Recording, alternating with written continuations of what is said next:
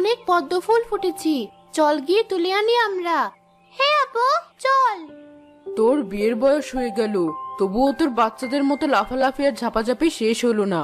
গেলে তুই একাই যা, ও বাচ্চা মানুষ, এখনো ঠিকমতো সাঁতার কাটা শিখেনি। যদি কিছু হয় ওর। কিছুই হবে না মা, আমরা সবাই তো আছি। পদ্মগুলো তোলা শেষ হলে আমরা আবার চলে আসবো। মা, সাবধানে থাকবো আমি। ঠিক আছে, যা, বেশি দেরি করিস না। আচ্ছা মা, এই সিথি, চল।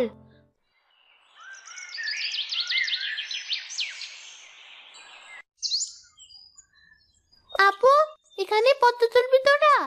হ্যাঁ, তুই এখানে দাঁড়িয়ে থাক, আমি আমার বন্ধুদের সাথে পদ্ম তুলে নিয়ে আসি। না, আমিও যাব, পদ্ম তোলার জন্যই তো তোর সাথে এলাম। যদি পদ্মই না তুলতে পারি, তাহলে মাকে এত বলে কই এখানে এসে কি লাভ হলো? তোর ছোট বোনকে এনেছিস কেন?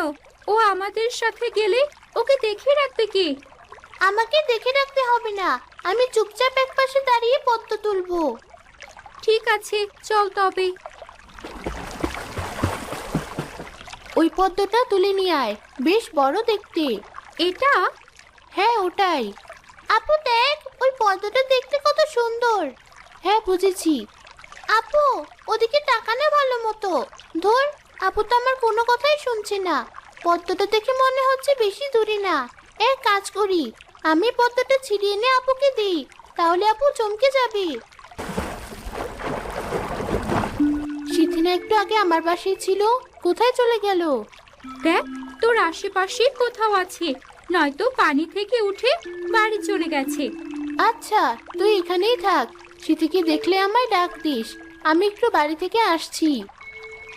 আমি তো ভেবেছিলাম পদ্মটা কাছেই আছে, কিন্তু এখন তো দেখছি অনেক দূর, আর পানিও বেরিয়ে যাচ্ছে। আমি আর পারছি না, হাঁপিয়ে গেছি। আবার আপুর কাছে ফিরে যাই। ওখানে কি কেউ সাঁতার কাটছে? পানির এত শব্দ হচ্ছে কেন? কেউ ডুবে যাচ্ছে না তো? এখানে আবার পানির স্রোত কোত্থেকে এলো? শিমু আপু, আমাকে বাঁচাও। আরে, সিথির গলা না? শিমু, সিথি এখানে। কোথায় সিথি? ওখানে একটা মেয়ে তোর নাম ধরে ডাকলো, শুনে মনে হলো সিথি। বলছিস কি? ও এত দূর কিভাবে গেল? আমি ওকে বাঁচাতে যাচ্ছি।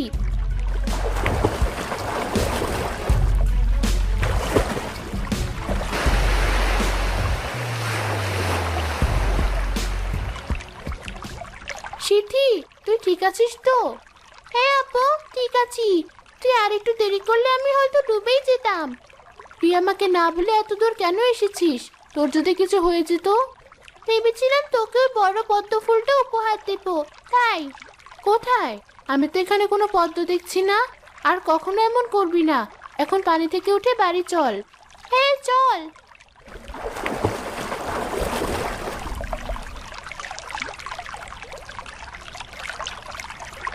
দাঁড়া, কি হলো আপু? আমরা তো এসে পড়েছি প্রায়। তুই হঠাৎ থেমে গেলি কেন? তুই তো বাকি পথ যেতেই পারবি। পানি থেকে উঠে তুই বাড়ি চলে যা, আমি একটু পরে আসছি। ঠিক আছে আপু। পায়ে কি বাজলো আমার? সে কখন থেকে পাটা ছাড়ানোর চেষ্টা করছি, বাদন তো ছাড়ছি না, উল্টারও শক্ত হয়ে বেঁধে বসছি, ব্যথাও পাচ্ছি বেশি। আরে, একটা সুন্দর পদ্ম আমার দিকে এগিয়ে আসছে। সিথি কি এই পদ্মটার কথাই বলছিল আমাকে?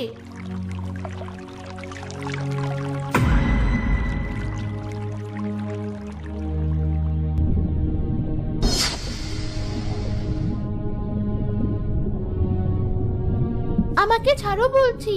পানি, আমি এখনো পানিতে কি করছি? মা, তুমি কোথায়? ভয় পেও না, আমি আছি তোমার সাথে। তুমি কি? আমি মায়ের কাছে যাব, আমার বোনের কাছে যাব। আমি দুঃখিত, কিন্তু তুমি আর কখনো তোমার মা আর বোনের কাছে ফিরে যেতে পারবে না। কেন? কি হয়েছে আমার? আমার হাত পা শরীর সব কোথায় গেল? আমি কিছু দেখতে পাচ্ছি না কেন? তুমি পানিতে ডুবে যাওয়ার আগে একটা পদ্ম দেখেছিলে নিশ্চয়ই। হ্যাঁ, দেখেছিলাম, কিন্তু এরপর কি হয়েছে কিছুই মনে নেই আমার। তুমি যে পদ্মটা দেখেছিলে সেটি একটা অভিশপ্ত পদ্ম ছিল। ওই পদ্ম যাকে একবার ধরে সে নিজেও পদ্ম হয়ে যায়। তোমার মতোই অন্য এক মেয়ে এতদিন পদ্ম ফুল হয়ে এই জলে ভেসে বেরিয়েছে। তোমাকে পদ্ম বানানোর পরই সে তার অভিশাপ থেকে মুক্তি পেয়েছে। তার মানে আমি এই রূপ থেকে মুক্তি পেতে চাইলে আমাকে অন্য একটি মেয়েকে পদ্ম বানাতে হবে? হ্যাঁ, তুমি যত দেরি করবে তোমার তত সময় লাগবে আবার তোমার মানুষের রূপে ফিরে যেতে, আর তোমার স্মৃতিও হারাতে থাকবে। তোমার আগের মেয়েটা প্রায় 1 বছরের মতো পদ্ম রূপে ছিল, তুমি নতুন এই রূপে এসেছো, তাই তোমাকে সবকিছু বোঝাতে আমি আমার কাছে নিয়ে এসেছি। অন্য কোনো উপায় কি নেই এই অভিশাপ থেকে মুক্তি পাওয়ার? আমার জানা মতে নেই। অনেক বছর আগে এক মেয়ে এখানে পদ্ম তুলতে গিয়েই ডুবে মারা গিয়েছিল, কিন্তু কেউ তাকে বাঁচাতে আসেনি। সেই ক্ষোভে সে অভিশাপ দিয়ে গেছে যে ওই পদ্মটার বেশি কাছে যাবে সেও তার মতো পদ্ম হয়ে একা থাকার কষ্ট অনুভব করবে। আমার মা বোনেরা আমার জন্য চিন্তা করছে হয়তো। আমি গিয়ে দেখে আসি ওদের কি অবস্থা। বড় মাছদের থেকে সাবধানে থেকো, ওরা তোমায় আঘাত করলে তুমি কিন্তু ব্যথা পাবে। ঠিক আছে।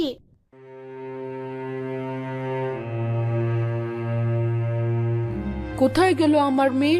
তোমরা কেউ ওকে খুঁজে বের করছো না কেন? আমরা পুরো বিল সহ আশেপাশের সব জায়গায় খুঁজে দেখেছি, কোথাও পাইনি শিমুকে। আমার মনে হয় ও পানিতে ডুবে মারা গেছে। চুপ করো, এ কথা ভুলেও মুখে আনবে না। আমার মেয়েকে তোমরা না এনে দেওয়ার আগ পর্যন্ত আমি বিলের সামনে থেকে সরবো না। সিথি, বোঝাও তোমার মাকে, এভাবে আর কতক্ষণ না খেয়ে বসে থাকবে এখানে? তাকে বাড়ি নিয়ে যাও। আমি তো সেই কখন থেকেই বুঝিয়ে যাচ্ছি মাকে, কিন্তু মা তো আমার কোনো কথাই শুনছে না। তোমার মা হঠাৎ ভাবে মাটিতে পড়ে গেল কেন? অজ্ঞান হয়ে গেছে বোধ হয়। ধরো তাকে।